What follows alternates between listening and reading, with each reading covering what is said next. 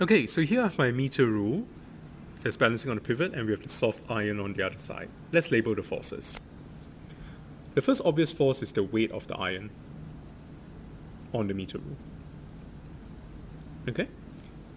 This creates a clockwise moment.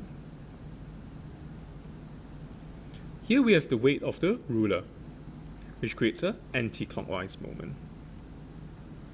And finally, we have an electromagnet here. So we also have a magnetic force that's pulling the iron down, creating a clockwise moment. There's actually one more force here, and by right we should label it, which is the reaction force of the pivot on the meter rule. It's a contact force because the two are touching. Let's call this N. Does N create a moment? No, because N is always on the pivot. If it's on the pivot, it has no perpendicular distance, so N, the moment contribution by N equals 0. Okay. So now I'm going to move the pivot, okay? I'm going to move the pivot this way.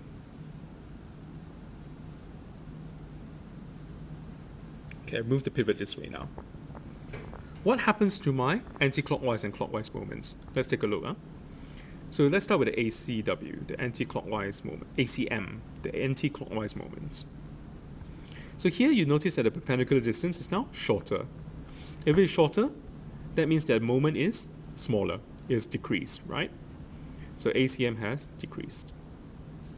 Here, the perpendicular distance between these two clockwise moment creating forces and the pivot, the distance here has increased.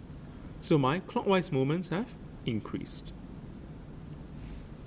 So therefore, to maintain balance,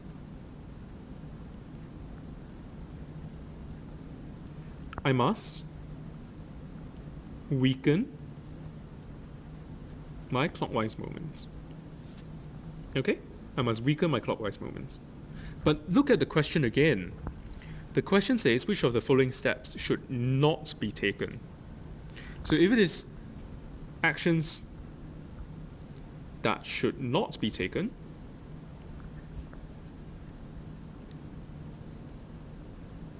we want to find the action that strengthens the clockwise moments.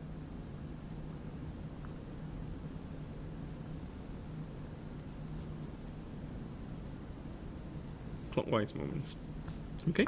So you want to find something that strengthens the magnetic force by the electromagnet on the soft iron. Let's look at the 4 options.